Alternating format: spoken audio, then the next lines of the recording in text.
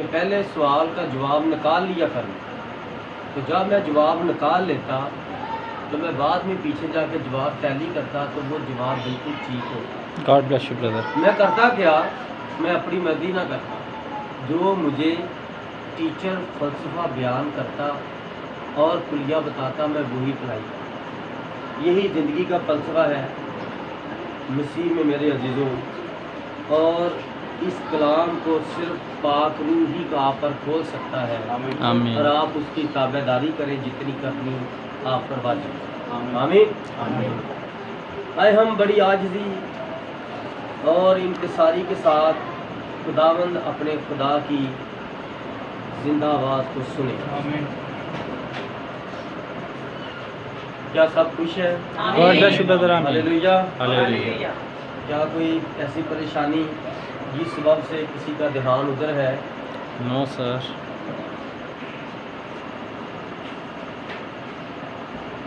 Hallelujah. मुकद्दस Daniel नबी की मार्फत लिखा गया पाक कलाम और उसका 5वां बाब और उसकी 22वीं आयत से लेकर 28वीं आयत तक। लेकिन तू है बलिशज़र जो उसका बेटा है, बावजूद ये कि तू इस सब से वाकिफ था तो भी तूने अपने दिल से आजिज़ी ना की। दानियल 5वां बाब और उसकी 22वीं आयत से 28वीं आयत तक। बल्कि आसमान के खुदा के हुजूर अपने आप को बुलंद किया और उसकी हैकल के ज़रूर तेरे पास लाए, और तूने अपने उमरा और अपनी बीवियों और हुर्मों के साथ उनमें मैं ख्वारी की, और तूने चांदी और सोने और पीतल और लोहे और लकड़ी और पत्थर के बुतों की हम्द की जो ना देखते और ना सुनते और ना जानते हैं, और उस खुदा की तमजीद ना की जिसके हाथ में तेरा दम है और जिसके काबू में तेरी सब राहें हैं। बस उसकी तरफ से हाथ का वो हिस्सा भेजा गया और ये नविश्ता लिखा गया। यस आमीन ब्रदर। और वो नविश्ता ये है, मिने मिने तकसीलो फरसीन, और इसके मायने ये है, मिने यानी खुदावन ने तेरी ममलिकत का हिसाब किया और उसे तमाम कर डाला, और तकसील यानी तू तराजू में तोला गया और कम निकला। ग्रीस यानी तेरी ममलिकत मुनक़सिम हुई और मादियों और फारसियों को दी गई। खुदावन के जिंदा पाक कलाम का पढ़ा और सुना जाना हम सबों के लिए बाइस से बरकत हो। आमीन। तशरीफ रखें।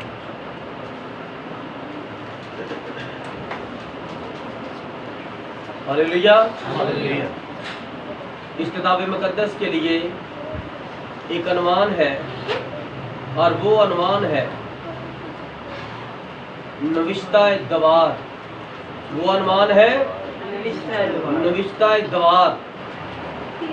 बाइबल मुकद्दस में यूं तो सारी बाइबल खुदा ने अपने हाथ से लिखी, और वक्त के साथ साथ बाइबल के अंदर 3 मुकाम है जहां पर खुदा ने अपने हाथ से लिखा, जो बड़ी खास बात है।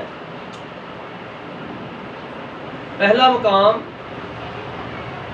जब कोहे सीना पर खुदावन ने 2 तख्तियां अपने हाथ से लिखी, 10 हुक्म खुदा ने अपने नबी को मूसा को लिख कर दिए, और इसके बाद ये मुकाम जो मैंने पढ़ा है दानियल 5वां बाब पर उसकी 25वीं आयत नविश्ता दीवार। यहाँ पर मेरे खुदावंद पाक यीशु जी ने अपने हाथ की उंगली से इस तरह दीवार पर मिने मिने ताकील और फरसीन, दीवार के ऊपर खुद खुदा ने लिखा। बादशाह के सामने ऑपोजिट खुदा ने अपने हाथ से लिखा के पढ़। और फिर तीसरा मुकाम है जब ऐन फेल वक्त के मौका पर एक औरत बदी करती हुई पकड़ी गई और उसे संसार करने के लिए हमारे खुदावन के पास लाए, और खुदावन नीचे बैठा और अपनी उंगलियों से उन सब बदकारों के नाम लिखना शुरू कर दिए। और उससे पहले फरमाया तुमसे पहले वो इसको पत्थर मारे जिसने गुनाह नहीं किया। और जितने लोगों ने पत्थर उठाए थे सब ने गुनाह किया था, खुदावन ने सब के नाम। और कलाम मुकद्दस फरमाता है सब ने गुनाह किया और सब खुदा के जलाल से हम इसीलिए महरूम हैं, क्योंकि हमने गुनाह किया और उसकी बर वक्त तलाफी नहीं। हमें खलासी मिल गई सिर्फ नाम की, हमने ईमान रखा लेकिन अमल ना किया, और हम ये सिर्फ नाम ही लेकर मर जाएंगे। बड़ी पुरानी बात है, एक सब्जेक्ट था उर्दू में कतबा। एक शख्स ने एक पत्थर का इतना कटोटा लिया और उस पर अपना नाम लिखा और ये सोचा जब मैं घर बनाऊंगा तो ये मैं बाहर नेम प्लेट लिखवाऊंगा। पत्थर, संगे मरमर के पत्थर पे उसने अपना नाम लिखा, बड़ा प्यारा सा। गरीब था, बड़ी कोशिश करता रहा, घर नहीं बना सका, मर गया। कब्र बनाई गई, घर में सफाई हुई, वो पत्थर का टुकड़ा निकला। बच्चों ने कहा चलो बाप की कब्र पर उसका नाम लिखा। Hallelujah, hallelujah. हमने यूसुफ जी के नाम का बपतिस्मा तो ले लिया, लेकिन खाली बपतिस्मा ही लेके मर जाना, हमने नींद से नहीं पानी। और इस बात को खुदावंद का नबी पौलुस फरमाता है, हम जानवरों को हाँकने वाली क्या है, झांझ है।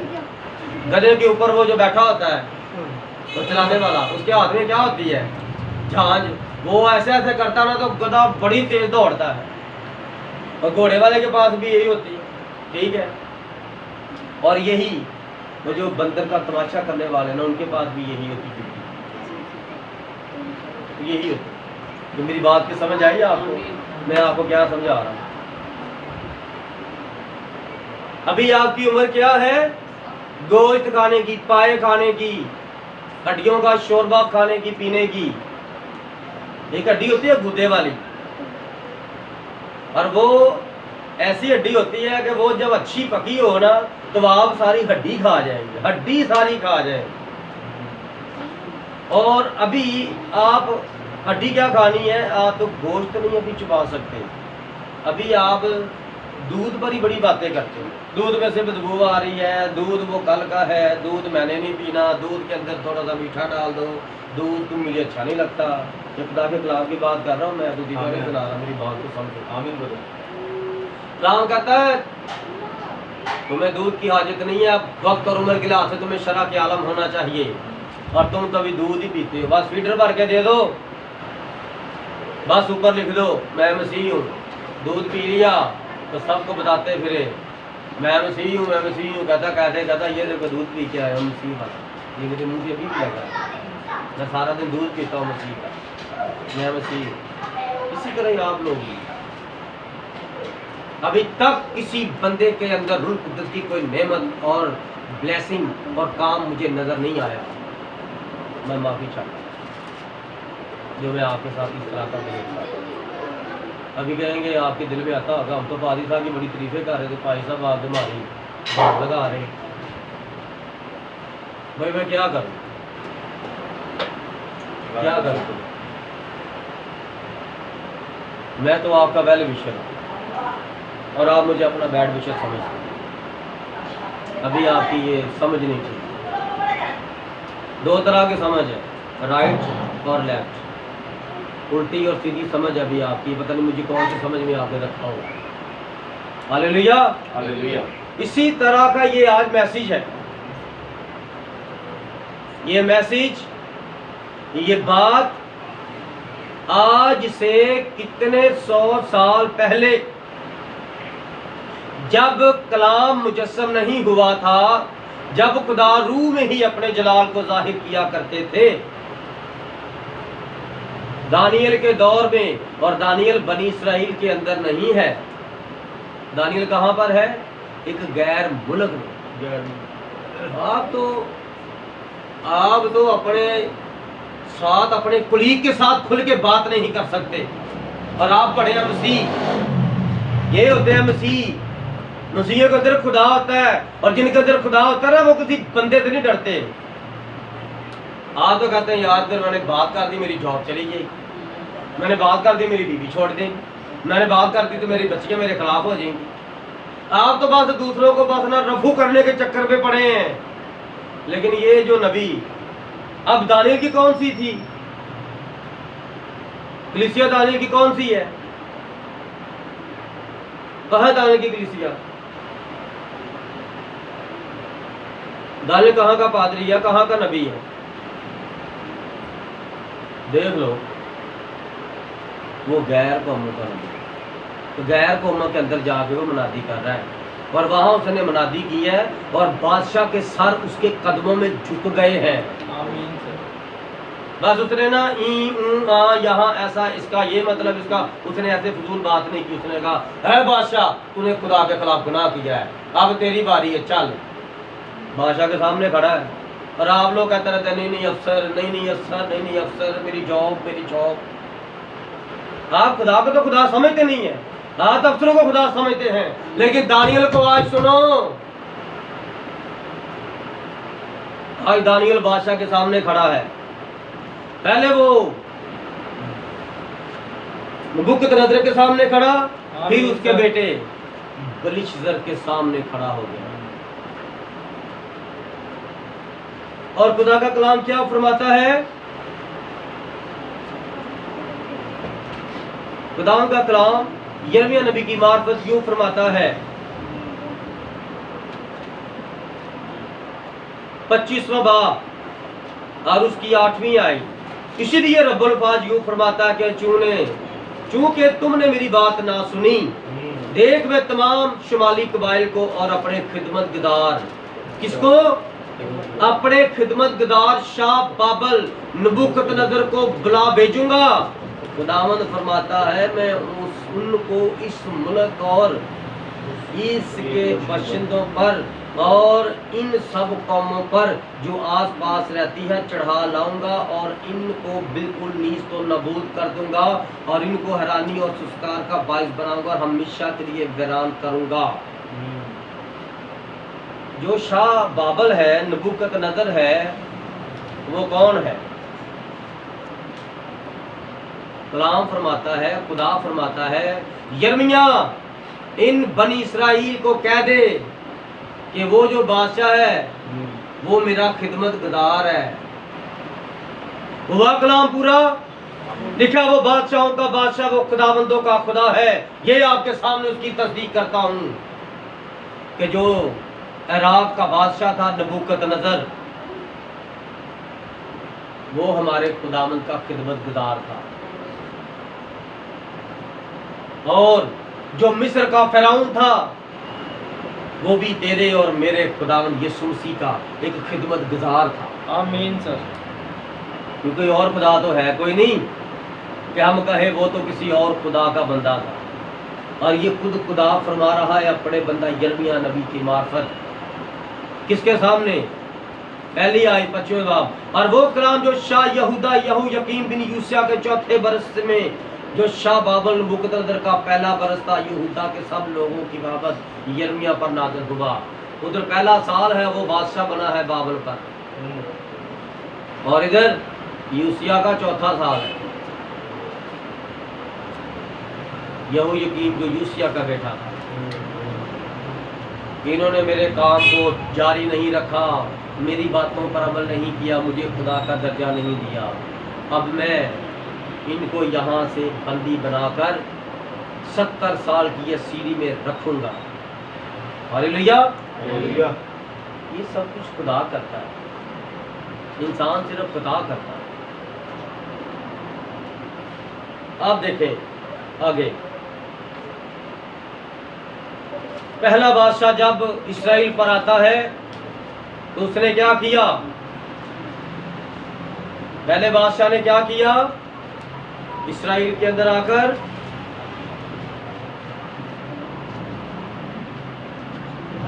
वो इस्राएल को बंदी बनाकर, वो इस्राएल को 70 साल के लिए खुदा ने मुकर्रर कर दिए थे। सोचने वाली बात है। अच्छा, ये तो सिर्फ यिर्मयाह नबी की मार्फत खुदा ने इसराइल को बताया है। उस बादशाह को किसने बताया कि तुमको 70 साल कहाँ पर रखना? उस बादशाह को किसने बताया कि? और जब 70 साल पूरे होने वाले थे, 68 साल हो गए, 2 साल 70 साल होने में रह गए, तो तब दानियल नबी ने यही सहीफा जो मैंने आपको पढ़ के सुनाया है, यही सहीफा दानियल के पास था, उसने निकाला और उसने कमरा बंद किया, उसने पढ़ के, तो उसने खुदा के आगे दुआ की, माफ़ी मांगी, मिन्नत और समाजिद की। आज हमें क्या कमी है?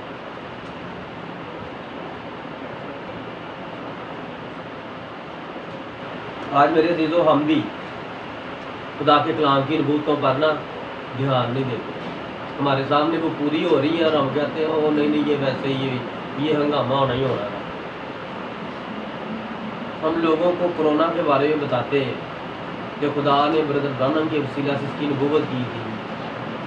लोग कहते हैं ऐसे उसको नबी बनाई जाए, वो तो नबी है ही, ऐसे नबी बनाए जाएंगे। ये यिर्मयाह को भी ऐसे लोगों ने कहा, यिर्मयाह को पकड़वा भी दिया।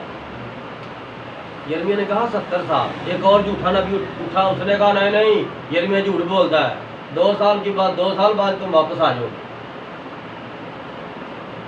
उसने कहा तू उधर ही मरेगा। खुदावंद यूं फरमाता है, झूठे नबी तू उधर ही मरेगा, 70 साल पूरे होंगे। खुदावंद यूं फरमाता है। Hallelujah, hallelujah. हुआ क्या?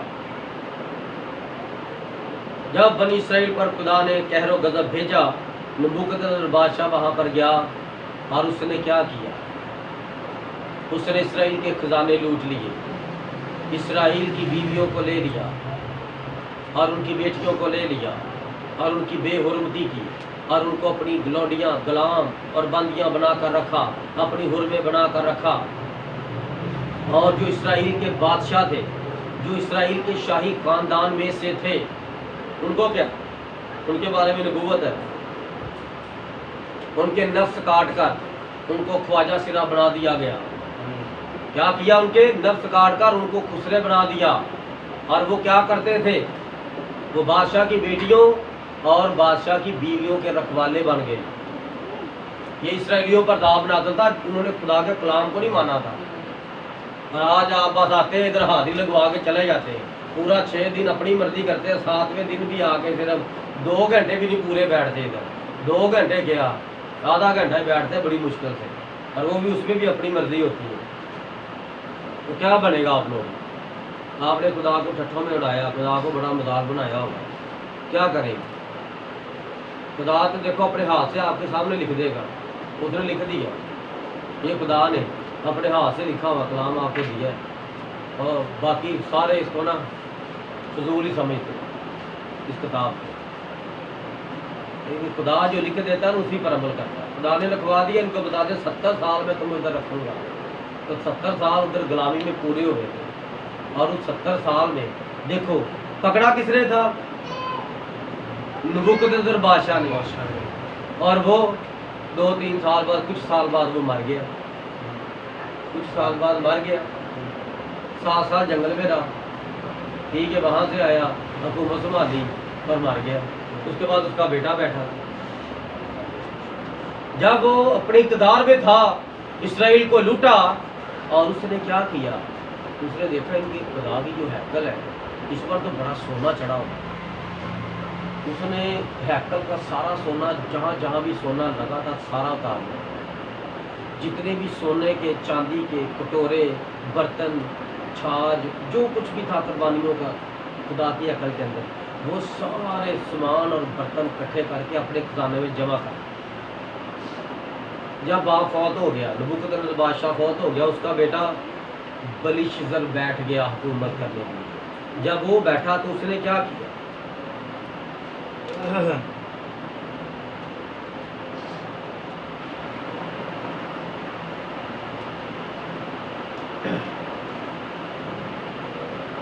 पांचों बाप पढ़ने लगे। स्टार्टिंग में उसने किया क्या था? दानियल 5 बाप पहली आयत से, बेलशस्सर बादशाह ने अपने 1000 उमरा की बड़ी धूमधाम से ज़ियाफत की और उनके सामने मैनोशी की। बलिशज़र ने मैं से मसरूर होकर हुक्म किया कि सोने और चांदी के ज़रूफ जो नबूकदनेस्सर उसका बाप यरूशलेम की हैकल से निकाल लाया था लाए, ताकि बादशाह और उसके उमरा और उसकी बीवियां और हुर्मे उनमें मैं कारी करे। तब सोने के ज़रूफ जो हैकल से यानी खुदा के घर से जो यरूशलेम में है ले गए थे लाए, और बादशाह और उसकी उमरा और उसकी बीवियों और हुर्मों ने उनमें मैं पी, उन्होंने मैं पी, और सोने और चांदी और पीतल और लोहे और लकड़ी और पत्थर के बुतों की हमद की। क्या गुनाह है उनका?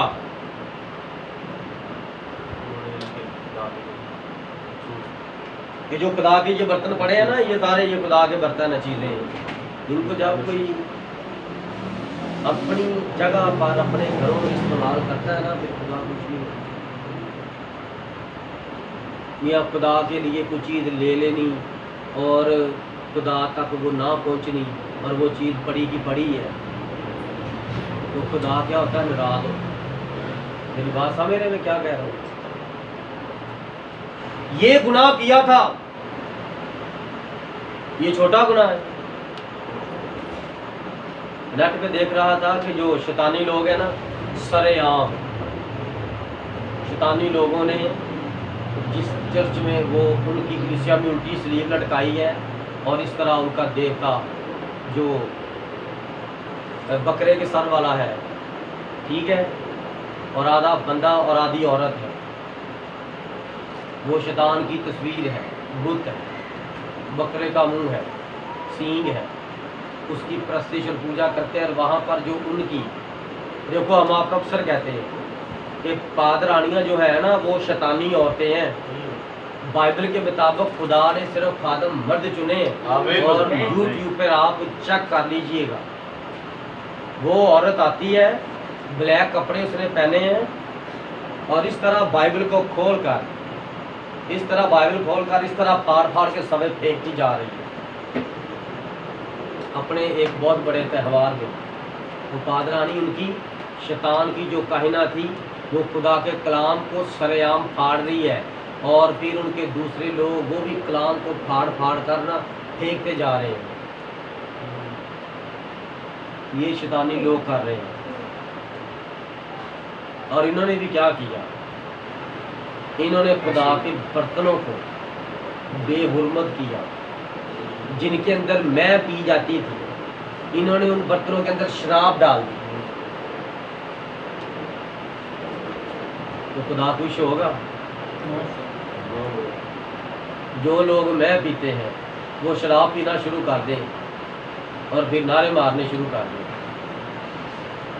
जहानाबाद में एक चर्च है,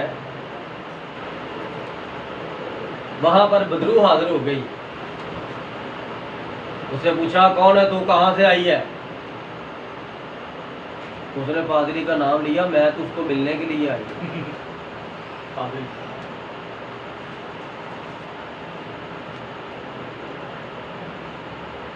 जहाँ पर भाई जुबैर की दुकान है, स्टूडियो है फोटोग्राफरी का, उसकी बैक साइड पे एक चर्च है। पास्टर रानी, क्या नाम है उसका? पास्टर नन्नी। और उसका मियाँ का क्या नाम है? शकील। बदरू कहती मैं शकील को मिलने आई हूँ, समझो मेरी बात को। बदरू आदरी पूछा कौन है तू, कहाँ से आई है, क्यों आई है? कहती मैं तो शकील को मिलने आई, पास्टर शकील को मिलने आई। मियाँ के सामने क्या है?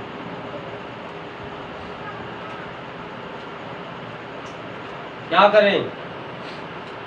मासूम लोग हैं, इसलिए खुदा ने अपने लोगों को भेड़ कहा। भेड़ बड़ी मासूम है, उसको नहीं पता कि कौन अच्छा है कौन बुरा है। क्यों? क्योंकि वो बंदा आज सारा दिन शराब पीता और शाम को बदरूहें निकालता। मेरी समझ से बाहर है ये बात। सारा दिन तो शराब पिए, शाम को चढ़ के हालेलुया निकल जा यीशु के नाम से। यीशु ने जिस दिन पकड़ लिया ना, फिर यीशु के नाम से कुछ नहीं निकला। जिस दिन यीशु ने कुछ डाल दिया ना अंदर, फिर नहीं निकलता। खुदा ने यीशु मसीह को तमाशा बनाया होता है लोगों को, लेकिन तमाशा ये खत्म होने वाला है बहुत जल्द। Hallelujah hallelujah. ये गुनाह किया था दानियल के बेटे ने। कितने लोग बुलाए थे? अपनी जो बड़ी पार्टी की थी, ज़ियाफत की थी, कितने लोग थे? 1000 लोग थे। और 1000 लोगों की बीवियां जो मर्तबे रुतबे वाले थे, उन्होंने क्या किया? सब ने अपने नपाकी खुदा के मुकद्दस बर्तनों में डाली और वो पी, और बर्तन हो गए नपाक। तो खुदा का गजब भड़का। खुदा ने नबी को भी नहीं बताया। Yes sir.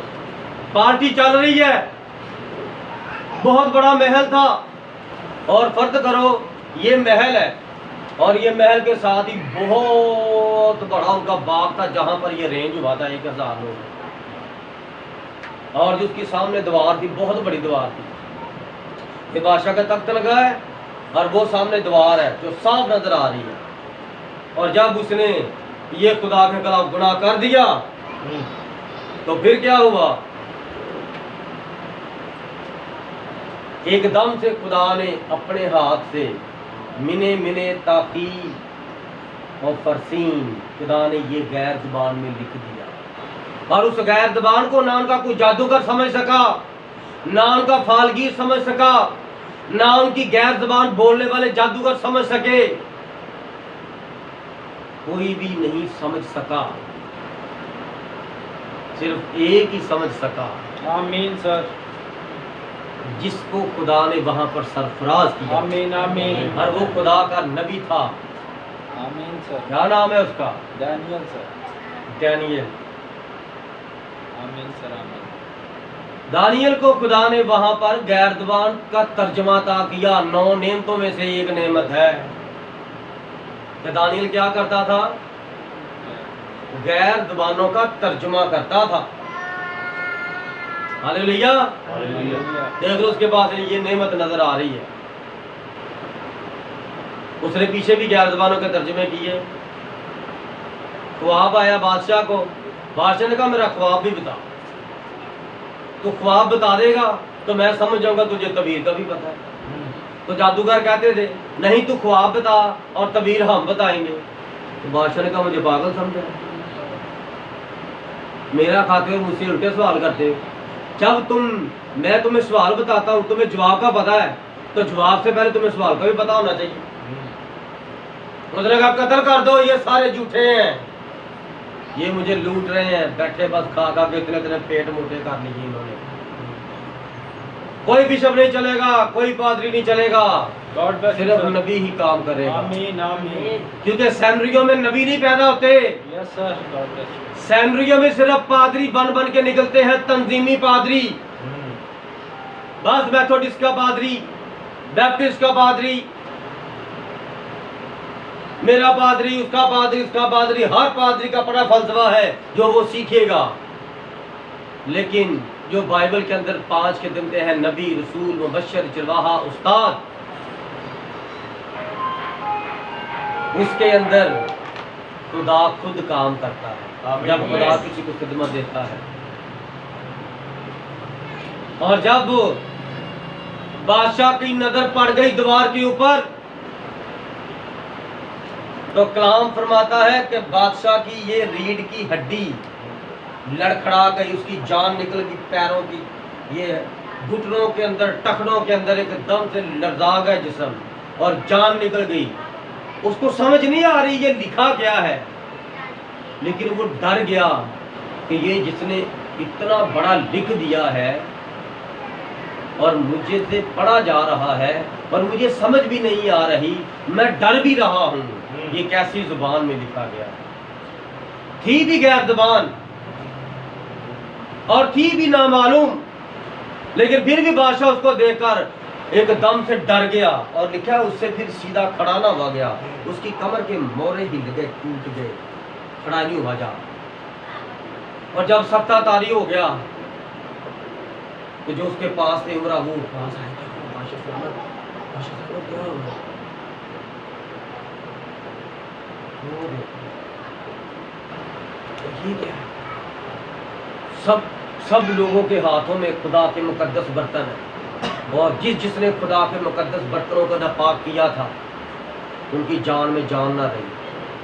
वो इस तरह तड़पना शुरू हो गए, इस तरह पागल हो गए, खड़े खड़े सख्ते में चले गए कि बादशाह को क्या हो गया। और बादशाह ने इशारा किया, इस तरह सुध बुध खो गई कथा।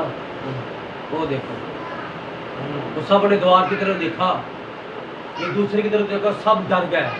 तो यार द्वार तो साफ थी पहले, ये द्वार पर किसने लिख दिया? और ये जो लिखा है इसको देख के बड़ा खौफ आ रहा है। ये कैसी लिखाई है? ये किसने लिखा है?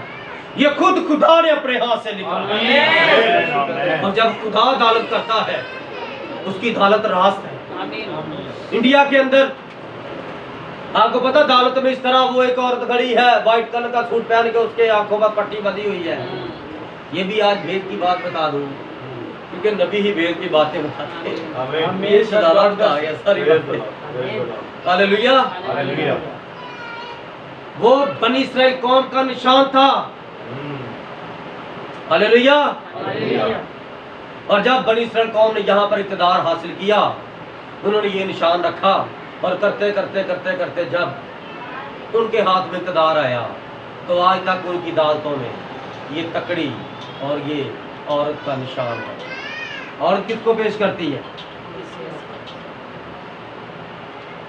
तो नेमतें और बरकतें किसको खुदा ने दी है?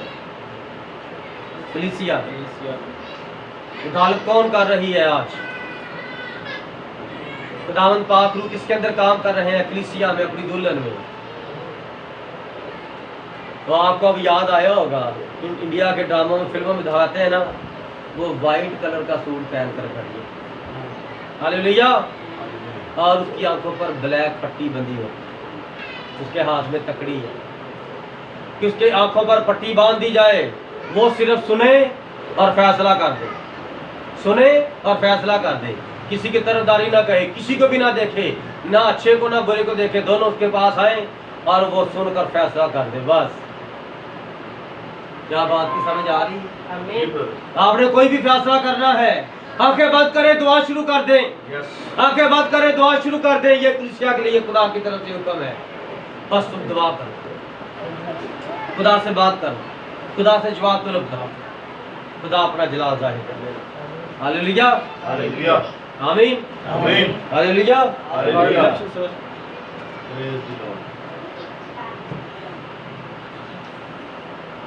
जब इस तरह सत्य की हालत में चला गया तो उन्होंने कहा कि जल्दी जल्दी इसकी माँ को बुलाओ।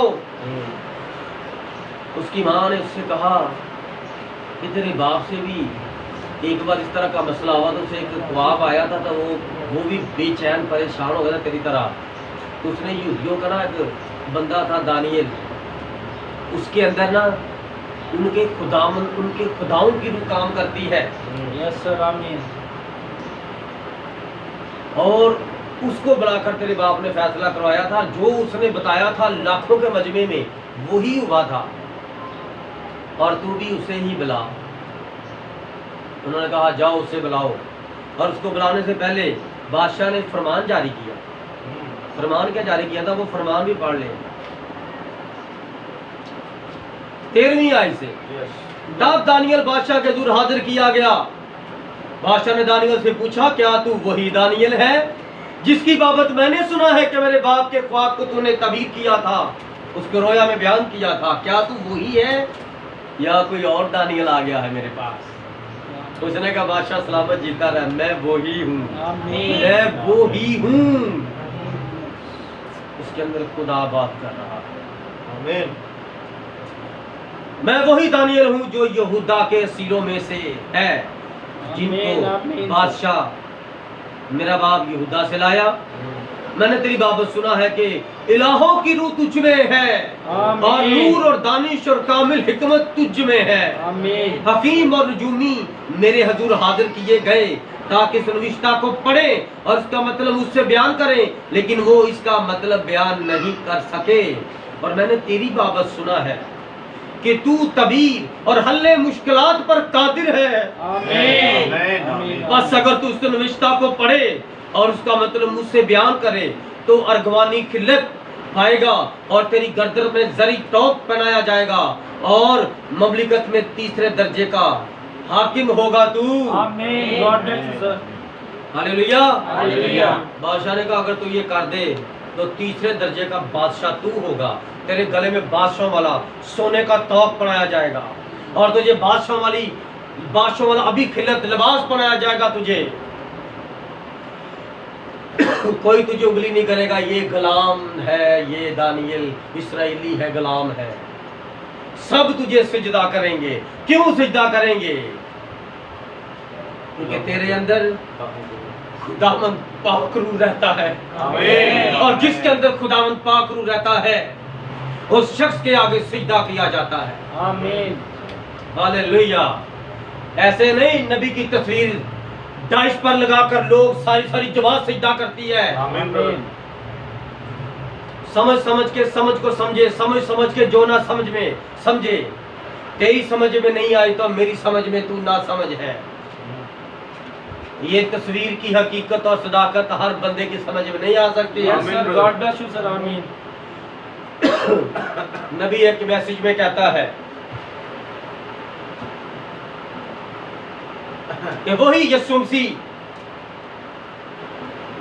जो बनी इस्राएल के अंदर जिस्म जान में मौजज़ात करता फिरता था, वही खुदावंद यीशु मसीह यहाँ पर बदन के अंदर ठहरा हुआ है।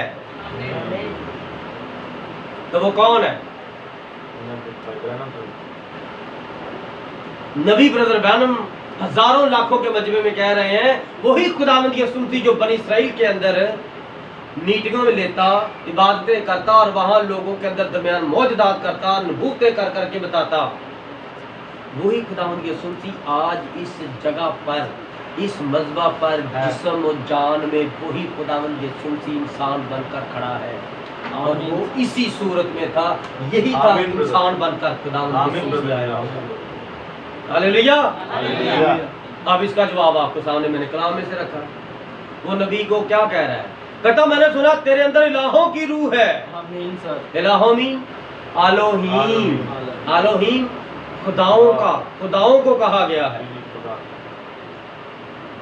जमा है खुदा की आलोहीम। और बाइबल के अंदर इब्राहिम नबी ने जब खुदावंद को अपने पास आते देखा और उसने कहा आलोहीम, आमीन। खुदावंदों का खुदा मेरे घर आ गया। Praise the Lord.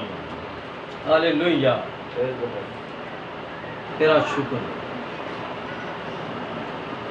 अब दानियल क्या जवाब देता है? तब दानियल ने बादशाह का जवाब दिया कि तेरा नाम तेरे पास रहे। सुनो, कहाँ खड़ा है? कहाँ खड़ा है? बादशाह के। और 1000 तो सिर्फ वहां पर मेहमान इकट्ठे हो गए। और ये जब हादसा हुआ है तो ऊपर लिखा था मैंने नजूमियों से पूछा और वो ना पढ़ सके। और वहां पर पूरे मुल्क के बाबल के जादूगर भी इकट्ठे हो गए, बड़े बड़े आलम, बड़े बड़े फाजल और उनके जो पंडित थे वो सब वहां पर एक घंटे के अंदर अंदर वहां पर इकट्ठे हो गए। मजमा इकट्ठा हो गया, सारी रियाया वहां पर इकट्ठी हो गई और गैर कौमें भी वहां पर इकट्ठी हैं। और उस मजमे के अंदर खड़ा होकर दानियल नबी क्या फरमाता है? ऐ बादशाह तेरा इनाम तेरे पास ही रहे और अपना सिला किसी दूसरे को दे। जो तू मुझे इनाम दे रहा है, चाहे किल्लत मुझे पहना रहा है, तीसरे दर्जे का हाकम करके तू मुझे लालच दे रहा है, किसी दूसरे बंदे को दे। ये तेरी लालच के लिए नहीं, खुदा ने ये अपने हाथ से लिखा आमीन सर। कि मैं पढ़ के सुनाऊंगा और तू मुझे नाम देगा और मैं भूल जाऊंगा नाम लेकर। खुदा के खादमों को इन चीज़ों की बुक नहीं होती। God bless you brother. खुदा के कलाम में लिखा है कि मेरे खादम कभी भूखे प्यासे नहीं रहे। God bless you brother. आमीन। आमीन। लोग मर रहे होंगे और मेरे खादम गोश्त खा रहे हैं। आमीन। आमीन। God bless you. गोश्त भी उनको कव्वे लाकर खिलाएंगे। आमीन। Praise the Lord. Hallelujah. Hallelujah. अपना सिला किसी दूसरे को दे तो भी मैं बादशाह के लिए इस नविश्ता को पढ़ूंगा और इसका मतलब उससे बयान करूंगा। हालेलुया। हालेलुया। अब बादशाह खुदा ताला ने नबूकदनेस्सर तेरे बाप को सल्तनत और हशमत और शौकत और इज्जत बख्शी, और उस हशमत के सबब से जो उसने उसे बख्शी तमाम लोग और उम्मतें और अहले लोगों उसके दूर लर्जा और तरसान हुए। उसने जिसको चाहा हलाक किया और जिसको चाहा जिंदा रखा, जिसको चाहा सरफराज के जिसको चाहा जलील किया, लेकिन जब उसकी तबीयत में घमंड समाया उसका दिल गुरूर से सख्त हो गया, तब वो तख्ते सल्तनत से तार दिया गया, उसकी हशमत जाती रही और वो बनी आदम के दरमियान से हाथ कर निकाल दिया गया और उसका दिल हैवानों का सा बना और गोरखों को साथ रहने लगा और उसे बैलों की तरह घास खाते थे और उसका बदन आसमान की शबनम से तर हुआ जब तक उसने मालूम ना किया कि खुदा ताला इंसान की ममलिकत में हुक्मरानी करता है और जिसको चाहता है उस पर कायम करता है। अब इसका क्या तर्जुमा करूं? वो बादशाहों का बादशाह है, वो खुदावंदों का खुदा है। आमीन सर। वो एक ही है, यहोवा यशवा। आमीन। हालेलुया। हालेलुया। हर एक घुटना उसके आगे झुकता है, झुकेगा और झुकता रहेगा। आमीन। आमीन। जो सर उसके सामने खड़ा होगा वो काट दिया जाएगा। वो अपने कलाम से, अपने मुंह के कलाम से वो कलाम फरमाएगा और वो बंदा भस्म हो जाएगा जो उसको खुदा नहीं मानेगा। हालेलुया। तेरा शुक्र हो मेरे खुदा। आमीन। नबी कहता है बादशाह बरिस्तर तूने दिल से आजिज़ी ना की और खुदा जो आसमान का खुदा है तूने उसके मुकद्दस बर्तनों में नापाकी की और गंदे लोगों के हाथ में ये मुकद्दस बर्तन दे दिए जो खुदा की हैकल में पड़े थे। तूने ये बहुत बुरा किया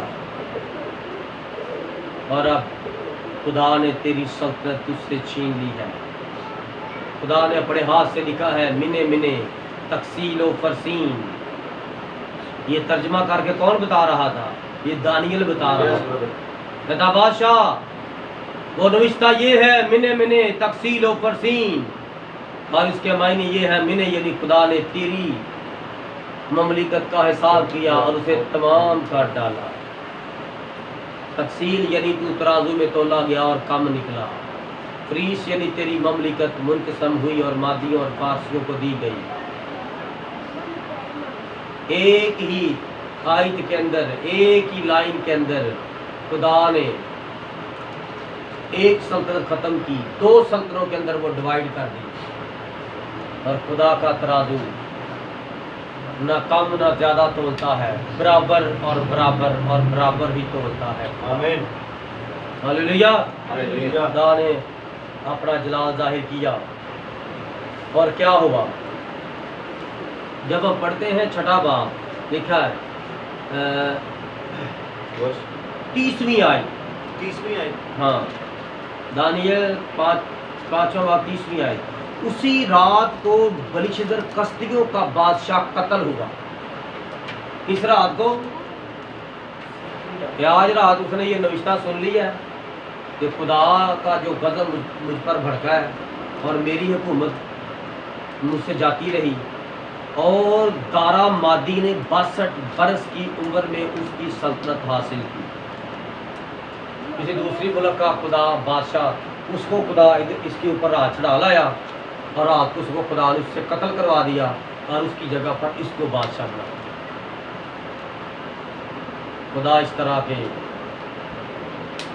काम करता है। इस खुदा के बारे में आप क्या कहोगे?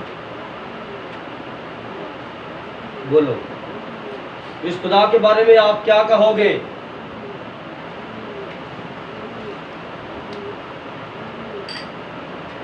ये ठीक है खुदा या गलत है? आमीन सर। खुदा जब किसी को कोई नेमत देता है तो जब वो उसका गलत इस्तेमाल करता है तो खुदा उससे वापस भी ले लेता है। Yes sir. लेकिन यहाँ तो अभी किसी को नेमत मिली नहीं तो वापस कहाँ लेगा? अभी तो बपतिस्मा लेके जैसे वो दूसरे नहीं कहते तीर्थ यात्रा करनी है, वो जाके गंगा में नहाते हैं, अपने गुनाह बख्शाते हैं और आके और ज्यादा गुनाह करते हैं। मुसलमानों में जो हजकार आते हैं और उनकी ज़िंदगी पर जब गौर किया जाता है तो बाज़ औक़ात बहुत ही मसले मसाइल सामने आए और मसीहत में देखा जाता है जो बपतिस्मा ले लेता है वो कहता है मुझे तो मिल गया सर्टिफिकेट, मुझे सन्नत मिल गई है और मैं जो मर्जी करूँ। वो कलाम पढ़ता भी रहता है, नारे लगाता भी रहता है, लेकिन फिर भी जब उसकी ज़िंदगी को आप पढ़ोगे वो आपको ज़ीरो ही नज़र आएगा। और ये है अपनी मनमानी, ये अपनी अनापरस्ती में आप कायम है। खुदा का कलाम क्या कहता है आप उसको बस सुन के इधर से सुनते इधर से निकाल देते हैं। बाद कहते हैं भाई साहब ना कुछ ज़्यादा ही आज मेरे बारे में कह रहे थे। फिर आपको पता क्या लगता है, भाई साहब सिर्फ ना मुझे ही कह रहे, भाई साहब सिर्फ ना मुझे ही कह रहे, मुझे ही कह रहे थे, हर को बस यही कहता मुझे ही कह रहे। लेकिन मैं अपने टॉपिक के अंदर बादशाह भी यही कह रहा था, मेरे बाप ने ना बर्तन लाता ना मैं ये बर्तन निकालता, मेरे बाप ने मेरे खिलाफ ही काम किया, खुद तो मर गया, मेरी सल्तनत भी थी, मैं ना खुदा के बर्तनों को इस्तेमाल करता और ना ही आज मेरी ये कमर टूट। उसने वो पढ़ा नहीं था गया, वो देख के ही दहशत थी, खुदा के हाथ के नीचे कलाम की दहशत, वो देख के ही वहाँ पर गिरा और उसको उठाना गया। इधर तो आप खुदा का कलाम मैं आपको तोते की तरह पढ़ा के गला खुश्क हो गया, लेकिन आप कहते हैं पढ़ी जा, हम इधर से तुरते इधर से निकाल देते हैं। भाई साहब सुनाने के लिए होते हैं और आवाम इधर से सुन के इधर से निकालने के लिए होती है ना निकालने के लिए ऐसे। हालेलुया। इसी तरह का वाकया हम बाइबल मुक़द्दस में एक और देखते हैं।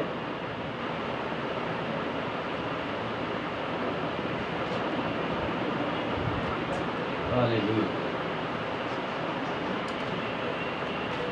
खुदा अमल चाहता है, खुदा ने आपको कलाम दे दिया है, बस आपने अमल करना है। पहला सैमुएल और उसका 15वां बाब। हालेलुया। पहला सैमुएल और उसका 15वां बाब।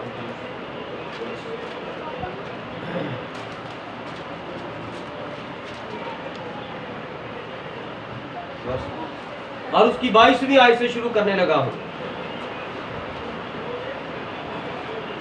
सैमुएल ने कहा, क्या खुदावंद से उतनी कुर्बानियों और ज़बीहों से इतना ही खुश होता है जितना इस बात से कि खुदावंद का हुक्म माना जाए? देख, फरमाबरदारी कुर्बानी से और बात मानना मेंढों की चर्बी से बेहतर है, क्योंकि बगावत और जादूगरी बराबर है।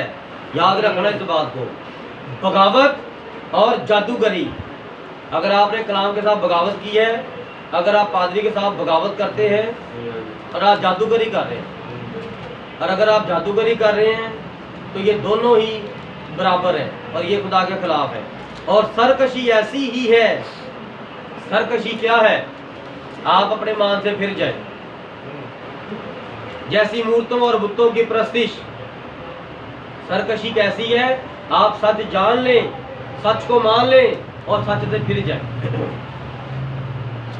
सोचूं कि तूने खुदावंद के हुक्म को रद्द किया है, इसलिए उसने भी तुझे रद्द किया है कि बादशाह ना रहे।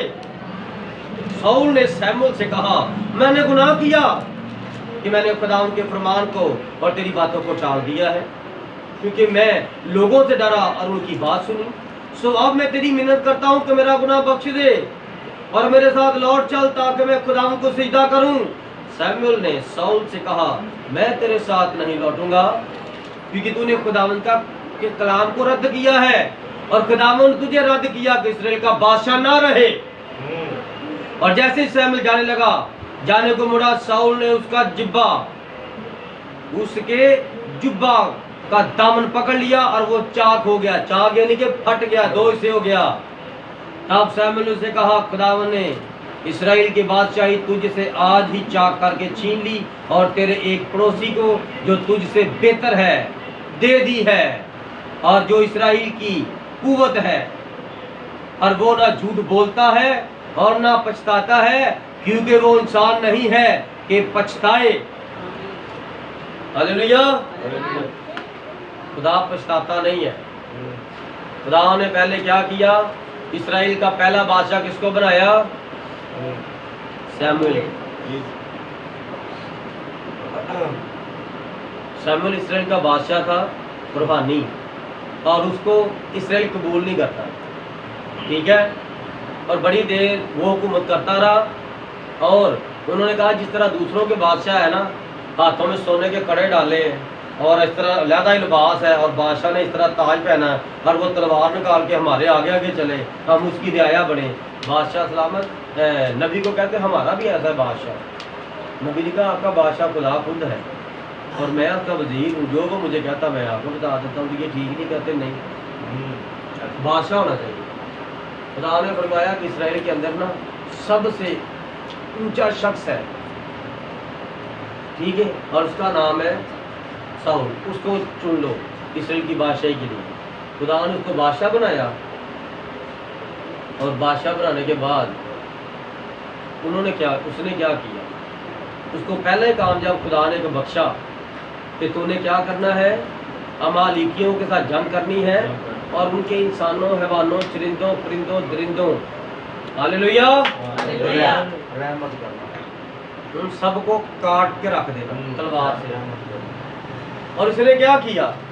ये उनकी ताजा मोटी मोटी जो बैल थी, गायें थी, बकरियां थी, भेड़ें थी, सांड थे, उन्होंने कहा इनको ना मारे। कहता बादशाह कहता क्यों? मार दो, खुदा ने कहा मार दो। कहता बादशाह सलामत इतने ज़्यादा जानवर है और पले हैं, इनको खुदा की सूरत की कुर्बानी के लिए दे देंगे, माँ जी को जगाओ। हालेलुया। इनको खुदा की कुर्बानी के लिए, शुक्रगुजारी की कुर्बानियों के लिए इस्तेमाल करेंगे। बादशाह ने कहा ओ वेरी गुड, तुमने तो यार बहुत सारे पैसे बचा लिए, वरना मैंने तो बहुत सारे जानवर खरीदे थे शुक्रगुजारी के लिए, तो अब इसी से गुजारा करेंगे। तो जब उन्होंने जानवर बांधे तो नबी भी आ गया। तो नबी ने कहा क्या तूने खुदा के हुक्म पर अमल किया है? उसने कहा हाँ। शमूएल जैसा खुदा ने मुझे तेरी मार्फत कहा था मैंने हुक्म किया है। शमूएल ने कहा फिर ये भेड़ बकरियों का में आना कैसा है, और ये गाय बैलों का दिन भर आना कैसा है? इनकी बातें मुझे क्यों आ रही हैं? ये कहाँ से आई इतनी बातें? तेरे पास तो पहले यहाँ पर जब आता था तो ऐसी बातें नहीं आती थी। कहता ये तो खुदा की शुक्रगुजारी के लिए जानवर वहाँ से बचा के ले आया, देखो तो सही कितने सारे मोटे ताजे हैं। तो मैंने कहा इनको ज़रूरी मारना, कत्ल करना है, ये अच्छे ताजे तरह पले बछड़े हैं, इनको खुदा का ये कुर्बान करूँगा। हालेलुया। तो नबी ने क्या फरमाया? शमूएल ने कहा क्या सोख्ती कुर्बानी 22वीं आई, क्या खुदावंद सोख्ती कुर्बानियों और ज़बीहों से इतना ही खुश होता है जितना इस बात से कि खुदावंद का हुक्म माना जाए? देख फरमा बरदारी कुर्बानी से और बात मानना मेंढों की चर्बी से बेहतर है। और यही बात नए अहदनामे में नबियों रसूलों ने कैसे फरमाई है? हुक्म मानना कुर्बानी चढ़ाने से बेहतर है। तो क्या ये वही बात नहीं है? हालेलुया। कौन था? क्या था? हालेलुया। जंग करो इसके साथ और उसको बताओ कि तुम इधर ठहर नहीं सकते। आमीन। हालेलुया। हालेलुया। और जब नबी बात बताकर जाने लगा तो वो भाग के उसको पकड़ता है, तो उसका जुब्बा हाथ आता है तो वो खींचता है तो वो फट कर दो इससे हो जाता है। नबी के कपड़े फाड़ देता है, फाड़ता नहीं है, अपनी तरफ से खींचता है उसको बुलाने के लिए, लेकिन वो फट जाता है। तो नबी क्या कहता है? जिस तरह तूने इसको फाड़कर धो से कर दिया, तेरी सल्तनत भी खुदा ने तुझसे लेकर दूसरे बंदे को दे जो तुझसे बेहतर है। और वहां पर भी क्या था? मिने मिने तकीलो फरसीन, इस बात को हर बंदा अपने ऊपर अप्लाई करे। खुदा ने तुझे तोला है और तू कम निकला है, खुदा तुझे तोल रहा है, तू कम निकला है। नबी की मार्फत खुदा फरमाता है, खुदा की तकड़ी में तो खड़ा है, हालेलुया, सोना नहीं, तो खुदा की तकड़ी में खड़ा है और तू खुदा के तराजू में कम निकला है। खुदा ने तेरी नेकियां चेक की, तेरी बदियां अभी भी बड़ी है। जो तू पहले बुरी जिंदगी में करता था, अभी भी तेरी बदियां बड़ी है, तेरी नेकियां उतनी हुई नहीं है। और तू फख्र बहुत करता है, झूठ बोलता है, तू बड़ा घमंड करता है, सारा दिन तू बड़ा फरेबकारी करता है, आते आते लोगों की लड़कियों को आंखें मारता है और तू चर्च में आकर बड़े नारे मारता है। अभी भी तेरी गर्दन में वो पुराना सरिया है, अभी इसके अंदर बैंड नहीं आया कि तू झुके खुदा के आगे। जब तक वो सरिया नहीं निकलेगा ना रामकारी वाला, तब तक तू ठीक नहीं हो सकता। और लोहे को क्या पिघलाता है? आग।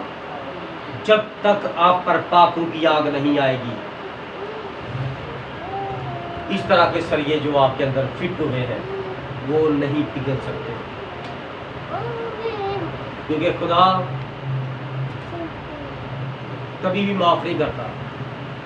खुदा ने मूसा का जब बपतिस्मा दिलाया लोगों को, तो उन्होंने मूसा के वसीला से खुदा से बपतिस्मा लिया, लेकिन खुदा ने उनको भी हलाक किया। आप ये मत समझना कि यीशु मसीह के नाम का बपतिस्मा बहुत है, क्योंकि ये तो पानी से बपतिस्मा है, अभी तो पाखरू का बपतिस्मा होना है। अभी तो आप धोए गए हो, एक बर्तन धो के रखा है, ये बर्तन है, समझ लो जग है, गिलास है, धो के रखा है, किसी को नहीं पता वो जग, वो पकड़ता है गिलास को, पानी पी लेता है, वो फिर लिफाफ हो, वो हाथ गंदे लग गया, फिर गंदा हो गया।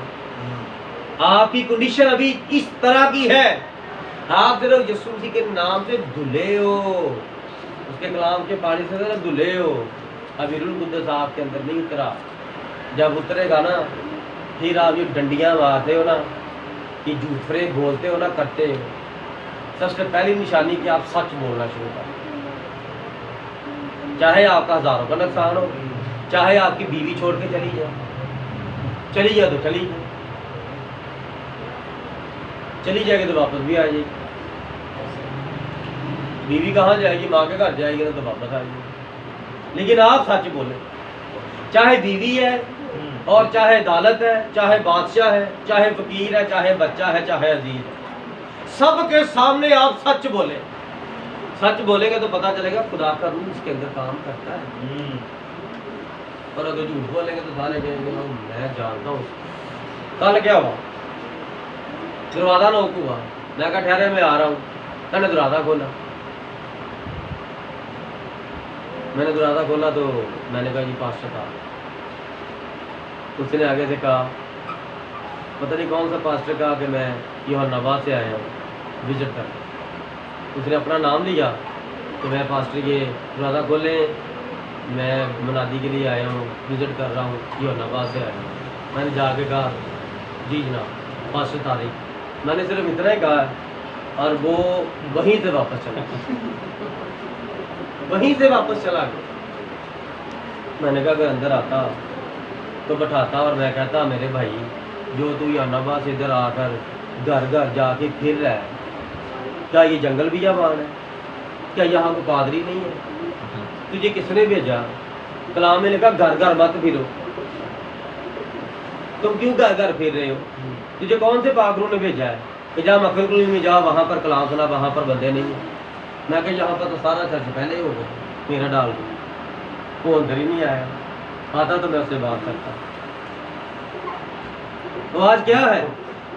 आज यही पर कोई भी मुंह उठाकर आ गया था, हेलो दरवाजा खोलो बेटा, पादरी शबीर आया हूँ सियालकोट से, मैं पैदल सफ़र कर रहा हूँ, खुदावा ने फरमाया पैदल सफ़र कर। दूसरे इधर ही भेजना, जो पहले नाम के मसीह है वो वहाँ पर जाओ जहाँ पर बाइबल लेकर जाना मना है, जहाँ पर बाइबल की मुनादी करना मना है। एक बंदे से चला नहीं जा रहा था, उसके पट्ठों में खिंचाव आ गया और वो इस तरह चल रहा, क्या हो गया? मैंने कहा परेशान ना हो, चेक करवाया आपने? मुस्लिम था, उसने कहा हाँ। डॉक्टर ने कहा कि ये आपके अंदर ना विटामिन की कमी है, तो वो मल्टी विटामिन कैप्सूल जो मिलते हैं वो मैं खा रहा हूँ। कहता हाँ हाँ मैं वही खा रहा हूँ। मैंने कहा एक बार अभी मैं कहा कोई ड्यूटी है सेकंड शिफ्ट, तो मैं कहा आपको तन्हाई में बड़ा टाइम मिलेगा, तो मैं कहा बैठ के आप दुआ कर, जिस खालिक ने आपको बनाया ना उसके आगे ना माफ़ी मांगनी आपने, आज आप माफ़ी मांगना खुदा रहम करेगा। उसने मुझे कहा आप भी मुझे दुआ में याद रखना, मेरा नाम है साजिद। मैं कहा मैं ज़रूर आपको दुआ में याद रखूँगा, आपको खुदा और कल उसने गवाही भी दी। आमीन। जय कौमों में आप बात नहीं करते और आपस में घर घर लोग करते हो। मेरा एक दोस्त है तो वो कहता मैं कटिंग करवा रहा था नवाज कातल चौक में, कहता तारक भाई मैं कटिंग करवा रहा हूँ, तो एक भाई साहब पीछे आके खड़े हो गए, तो इस तरह करिए साथ वाले तो कह रहे कहना शाम को आया छुट्टी करके इन्ने बजे हम विजिट करके आया, क्या मेरे 1012 की दिहाड़ी लग गई। कहता विजिट किया तो 1012 की दिहाड़ी लग गई। तो ये क्या लगाते हैं दिहाड़ियाँ,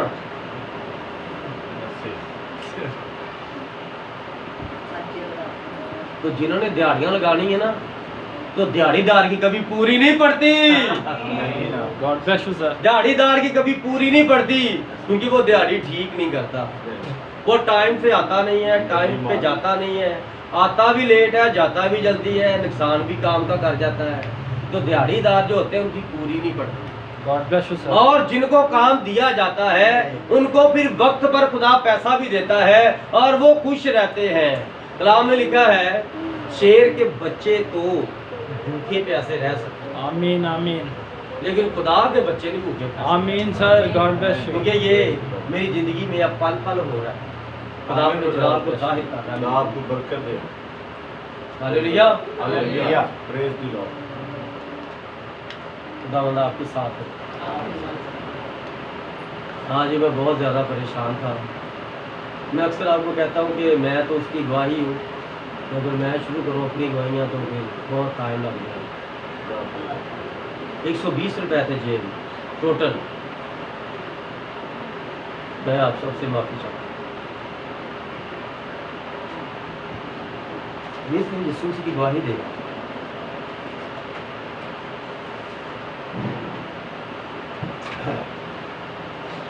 बड़ा परेशान था, बहुत ही परेशान, बहुत ही परेशान।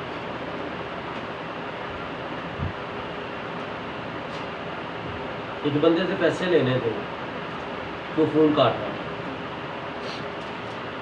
सुबह नहाने लगा हो, मैंने को फ़ोन पे उसने फ़ोन काट दिया। मैं और परेशान हो,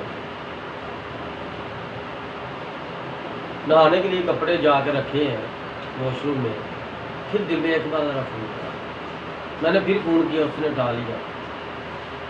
उसने कहा मेरे पास पूरे पैसे नहीं है भाई साहब, मेरे पास इतने पैसे हैं तो आप, मैं कहा यार मेरे पास बिल्कुल पैसे नहीं है, मैंने कैसे जाना है, मेहरबानी करी।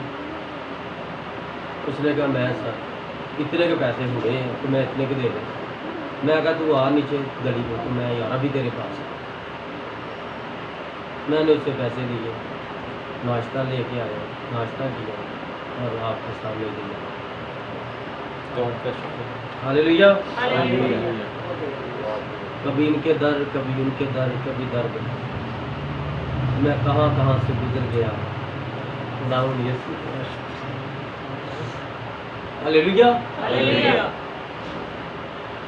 ये खिदमत गदारी इतनी आसान नहीं जितनी लोग समझते हैं। तो डॉलर आ रहे हैं और बैठे खा रहे हैं, डॉलर आ रहे हैं बैठे खा रहे हैं, ऐसे नहीं। अब ये नेशनल जियोग्राफिक देखो, चिड़िया के बच्चे भूखे प्यासे हैं और वो रोते और चलाते हैं, और दोनों में से माँ बाप में से एक उनके पास रहता है और एक जाता है, और कहीं से वो कीड़े मकोड़े वो इकट्ठे करके मार के मुंह के अंदर माँ इकट्ठे करती है, और जितनी खुराक उनको आज चाहिए खुदा उनको आज के लिए देता है, और वो लाता है और लाती है, और बच्चे पहले मुंह खोल लेते हैं कि हमारे लिए खाना है। बच्चे हैं ना, बच्चे बोलते पापा ये ले आना, ये ले आना, वो ले आना। ठीक है बेटा, खुदा से दुआ करो खुदा पैसे दे तो मैं आपको ला दूँगा। ये बात की समझ आई? ये है दुनिया से अपने आप को अलहदा करना। और जब आप आजमाइश के बियाबान में होते हैं ना, तो तब क्या होता है, तब आपकी मदद खुदा से आती है, कोई आपकी मदद कर नहीं सकता। यस सर, आमीन। हर तरफ से आपका ज़हन बंद होता है खुदा की तरफ से। जब खुदा आपको आजमाता है, आपको मुश्किलों में से गुजार कर आपको कामलियत की तरफ बढ़ाता है, तो उस हालत में ना तो आप किसी से मांगते ही हैं और ना ही आप किसी की तरफ जाते ही हैं, क्योंकि खुदा आपको इस सिचुएशन में खड़ा कर देता है कि सिर्फ मैं ही तुझे दूंगा बस। God bless you. तो खुदा का बड़ा अल्लाह इंतजाम। Praise the बेशक सर, आमीन। हालेलुया। Lord. Hallelujah. होगा ना परेशान, मैं आपको परेशान नहीं मैं करना चाहता। मैं आज गवाही दी है, यूँ तो हर वक्त ही गवाहियों से भरा है, गॉड ब्लेस यू सर। लेकिन नहीं चाहता कि मैं आपको गवाही दूं और आपके माइंड में अब को बुरी बात मेरे खिलाफ है। खुदावंद आप सबको बरकत दे। और ये कुछ गवाहियाँ आपसे शेयर इसलिए करता हूँ कि अगर आप भी मजबूत खड़े होंगे तो बड़ी परेशानियाँ आएंगी, बहुत ज़्यादा परेशानियाँ आएंगी, बड़े बड़े मामलात और बड़े हिसाब किताब होंगे। हालेलुया। इसी तरह 2 हफ्ते पीछे जाएं तो इसी तरह की सिचुएशन थी, मेरी जेब में सिर्फ 100 रुपया था, तो घर में कुछ भी नहीं था। तो मैंने एक बंदे को फ़ोन किया तो उसने कहा कि आपने मुझे तब क्यों नहीं बताया जब मैं उधर था। मैंने कहा शायद आप अब इधर ही होंगे, वापसी पे आता हूँ। कहता अब मुझे बताएं आपने कहाँ से निकलना है। मैं क्या आप मुझे बताएं आप हैं कहाँ, मैं छुट्टी करके आपके पास आऊँगा और उसके बाद पैसे लेके मैं जाऊँगा और फिर सारे मामला। हालेलुया। Hallelujah. फिर उस बंदे ने मुझे कहा कि कितने पैसे चाहिए। मैंने कहा बस मुझे 5000 रुपया ले दें आप, और जैसे ही मेरे पैसे आएंगे तो मैं आता हूँ। उसने मुझे कहा लेना तो मेरे से 10,000 ले लो। मैं क्या नहीं, सिर्फ 5000 ले दो, मेरे पैसे फंसे हुए हैं, तो जैसे आएंगे तो मैं आता हूँ। तो ये बड़ा अजीब किस्म का वाक़या मेरी ज़िंदगी में ये इस महीने हुआ है। मेरा कार्ड एक्सपायर हो गया है, तो उसकी वजह से मेरी सैलरी फंस गई, रुक नहीं दे नहीं रही, रुकी हुई है। तो मैं बड़ी परेशानी में हूँ, कभी किसी से कभी किसी से। अफसर से, एक अफसर से लिए मैंने 10,000, एक से लिए 5,000, इस तरह ना अपना मैनेज कर रहा हूँ। खुदा आपको बरकत दे। तो जब इस तरह की परेशानियाँ आप पर आती हैं तो सिर्फ़ और सिर्फ दुआ करें, कलाम पढ़ें और उस पर भरोसा करें। God bless you. वो अपने सारे मामलात, आप अपने सारे मामला खुदा पर डाल दें और उसको काम करने का फजल बख्शे, ताकि वो आपकी ज़िंदगी अपना जलाल जाहिर करे और आप मजमे में करें खुदावंद यीशु ने ये किया। आमीन। मैंने किसी का नाम नहीं लिया, मैंने खुदावंद यीशु का नाम लिया। हालेलुया। Hallelujah. तो जब हम इस तरह खुदा के लिए अपना पेश करते हैं तो खुदा की नज़र हमारे ऊपर ठहरी रहती है, लेकिन खुदा सिर्फ वक़्त देखता है कि अगर इतना किस पर वक़्त ले आऊँ तो ये क्या करें। सारी भक्ति ख़त्म हो जाती है। जब बात आती ना पैसे की, पैसे जेब से ख़त्म तो गलत काम शुरू। हालेलुया। Hallelujah. लेकिन मेरे अज़ीज़ों, खुदा हमें अपने कलाम में से ऐसा नहीं सिखाता। यस सर, आमीन। हालेलुया। आज भी हर शख्स जो चाहता है कि वो खुदावंद का अच्छा नबी बने, नबूवत की नेमत पाए और अच्छा चरवाहा बने और अच्छा मुबश्शिर बने और अच्छा गाए और अच्छा लीड करे, तो वो एक ही काम करे, पहले कलाम की ताबेदारी करे। गाना गुना तो बाद में है, लीड तो बाद में आपने करना है ना। आप पहले ताबेदारी करें। और ताबेदारी क्या है? वो ताबेदारी के अंदर सारी बातें और काम आ जाते हैं जो खिदमतगारी के अंदर हैं, और वो सब आपके दिल में अब खुदा की तरफ से आ गए हो। मैंने क्या करना है? जब मियाँ बीवी अपने साथ ही आपस में झूठ बोलेंगे तो वो कैसे मसीह हो सकते? खुदा कलाम कहता मियाँ बीवी दो नहीं एक है। तो बीवी अपने मियाँ के साथ झूठ बोले और मियाँ बीवी के साथ, तो मैं अपने आप के साथ ही झूठ बोली जा रहा हूँ, तो मैं कैसा इंसान हूँ? मैं कैसा मसीह हूँ, मैं कैसा खिदमतगार हूँ। अपने आप के साथ, अपनी बीवी के साथ झूठ बोला, अपने साथ झूठ बोला। और कलाम फरमाता है कि जिसने अपने मियाँ को गाली दी उसने खुदावंद यीशु को गाली दी। तो क्यों नहीं घर में परेशानियाँ जाती, क्यों नहीं स्कूल घर में है? इसीलिए कि हर एक औरत अपने मियाँ को तू कुत्ता, बगैरत, बदतमीज, चल मुँह ना चला, चल चल अपना काम कर, हाँ कि रोटी बना, नहीं बनानी, चल जा बाजारों ले। घर का मालिक सर और उसको कुत्ते की तरह जलील करके एक रोटी औरत बना के देती है और समझती कि बंदा रोटी नहीं बाजार से खा सकता। जो बाहर के मुल्क में जाते हैं वो बाजार से खाते हैं और वो इधर आने, उनका इधर आने का दिल ही नहीं करता। कहते ये ठीक है, ब्रेड खाओ डॉलर कमाओ, ब्रेड खाओ डॉलर कमाओ। उधर बीवी भी मिल जाती है, जिंदगी बसर हो जाती है। क्या है आज आप क्यों नहीं खुशहाल नजर आना चाहते? आप अपनी जिंदगी पर गौर नहीं करते। एक दिन को दुआ करता है, दूसरे दिन आधी करता है, तीसरे दिन फिर गायब हो जाता है, दुआ से फिर भाग जाता है। अपने आप से अहद करते हैं, दूसरे दिन तोड़ देते हैं, आज अहद करते हैं खुदा से फिर तोड़ देते हैं। आप इस तरह ना करें, क्योंकि ये जो कलाम लिखा है नविश्ता दीवार, ये आप पढ़ते रहे और अपने ऊपर अप्लाई करते रहे। अगर उस बादशाह की बादशाही ये उसने पढ़ा और बादशाही से वो उतर के मिट्टी में चला गया, तो वहाँ पर मैं क्या चीज़, वहाँ पर मैं क्या चीज़, क्या करेगा? इंसान कितना को कमा लेगा और कितना को खा लेगा। आंखें नहीं भरती, पेट भर जाता है और आप अपनी आंखों को भरना शुरू करें। चीज को देखें, मेजबान कहता है ये भी डालें, ये भी डालें, ये भी डालें। आप चमचे से सिर्फ उतना ही डालें जितना खाना, क्योंकि आपको तो देख के डालना ना। हाँ, जब ये पेट में चला जाएगा, जरूरत पड़ी तो मैं कुछ और ले लूँ। ज्यादा डाल लो, जूठा कर लो। मेजबान कहता नहीं नहीं ये भी खाएं, ये भी खाएं, क्योंकि ये दया कर दिया आपने, ये भी खाएं। नहीं नहीं बस बस बस बस। हाँ, मेजबान आपका जूठा तभी ना खाएगा, तो हमें थोड़ी सी अकल होनी चाहिए ना कि हम अगले के घर में जाकर उसने इतना पैसा लगाया, हमारे लिए लगाया, तो हम थोड़ी देर बाद में बात मांग लें, यार वो देना तेरा बड़ा अच्छा लगा था यार, थोड़ा सा और लाना, बाद में भी मिल सकता है। तो बेटी हंस रही मेरी बात से, ये समझने वाली बातें। इसी तरह जिस तरह हम खाना ज़ाया करते हैं, हम खुदा का वक्त ज़ाया करते हैं। अब मैसेज तो 2 घंटे का सुन लेते हैं, सुन लेते रहे 2 घंटे का मैसेज, लेकिन अमर हम 1 हफ्ता भी नहीं करते, 2 दिन भी नहीं करते उस मैसेज पर। कौन है जो मैसेज सुन के सारा आता उस मैसेज पर काम करता है? देख लो, आपके सामने रिजल्ट है। जरूरत पड़ती है कि जाके किसी के दूसरे को सुनाए मैसेज, और तो गलत कर रहा तो उसको टोके।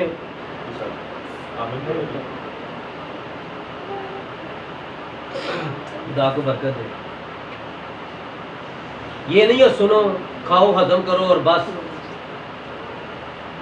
ये ऐसी कोई चीज नहीं है। ये खुदा है और आप सुनो खुदा के कलाम को, जिंदगी पाओ और ये जिंदगी दूसरों को दो। कलाम में लिखा है शराब करने वाला भी शराब होगा। आप कलाम सुनते हैं, जब आपको बरकत मिलती है तो आप मेरे लिए दुआ करते हैं और खुदा आपको और बरकत देता है। खुदा मुझे बरकत देता है। मुझे कब बरकत देता है? जब मैं आपको डांट डपट करता हूँ, ठीक कलाम की पैरवी करता हूँ और ठीक कलाम आपको सिखाता हूँ, तब खुदा मुझे बरकत देता है। आपको खुदा बरकत कब देगा? जब आपने कलाम सुना, उस पर आमीन किया, उस पर अमल किया और फिर दूसरों को भी वो कलाम सुनाया, फिर खुदा आपको बरकत देता है। आप कलाम सुनकर तो जाके घर में दोपहर के खाने पर मियाँ भी उधर ही लड़ना शुरू कर देते, होता है ऐसे। ऐसे क्यों है? क्या आप इब्लीस के साथ जंग नहीं कर सकते? कलाम में लिखा कि मैं तुम्हें इख्तियार देता हूँ इब्लीस की सारी कुदरत। अब बताओ, इब्लीस के पास कुछ भी नहीं है, सब कुछ तो खुदा ने आपको दे दिया है। उसकी सल्तनत तो तभी खुदा ने ख़त्म कर दी थी जब सलीब पर खुदा ने अपने को कुर्बान किया। आलम रवा में जाकर उससे चाबियाँ ले ली, आलम रवा की चाबियाँ उससे ले ली और आलम रवा खुदा आसमान पर ले गया। उसके पास तो कुछ भी नहीं है, वो तो सिर्फ ड्रावा ही है। आपको पता है ये मक्खी होती है शहद की, बड़ी जहरीली होती है।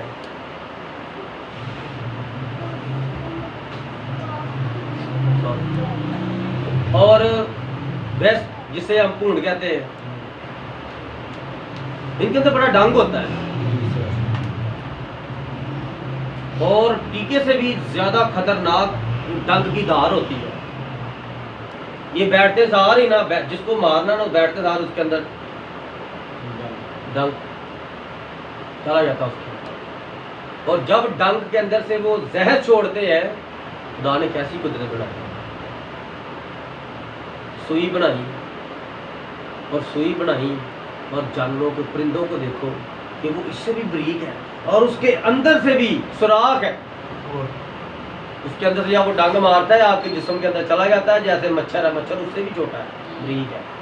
और मच्छर देखो, हमसे तो अच्छे मच्छर हैं यार। उनको खुदा ने जो ड्यूटी लगाई है वो कर रहे हैं कि नहीं कर रहे। उनको पता है कि इधर जाएंगे तो ऐसे मारेगा थप्पड़ बंदा तो उधर ही मर जाएंगे, लेकिन फिर भी आगे कहता उठ और मेरा मुकाबला। इधर से ऐसे मारते हैं तो उधर आ जाएगा, कहता उठ लड़, तू बड़ा बहादुर बनता है, सामने आ। एक मच्छर हमें सोने नहीं देता, तो आप कलाम सुनकर सो जाते हैं, कोई बेदारी नहीं आपके अंदर आती। खुदा ने सलीब पर उसका डंग उसके अंदर से खत्म कर दिया। जब उसने, उसका डंग क्या है? मौत। जब मौत ने यीशु मसीह को डंग चुभोया तो यीशु मसीह ने डंग छोड़ा ही नहीं। वो जब दोबारा पीछे हटी तो खाली नाम ही रह गया मौत, लेकिन मारा मोरा नहीं किसी। ऐ मौत तेरा डंग कहाँ रहा? ऐ कब्र तेरी फतह। हम कब्र के अंदर हों, जमीन के ऊपर हों, या उस लादर की तरह हमारे जख्मों में से कुत्ते नसूर चाट रहे हों। उस लादर का क्या मकाम था? चला भी नहीं जाता था और क्या हाल था, कोई देखना पसंद नहीं करता, बदबू आती थी। आसमान से फरिश्ते उतरे थे उसको उठाने के लिए, उसको उठाकर ले गए थे आसमान पर। देखने में फकीर और आसमान की बादशाही का वो शाही खानदानों का शाही फिरका। आमीन। वो जो नीचे बादशाह जिसके टुकड़ों पर वो पलता था, वो नीचे से कह रहा है ये वही है जो मेरे दरवाजे पर मेरे टुकड़ों पर पलता।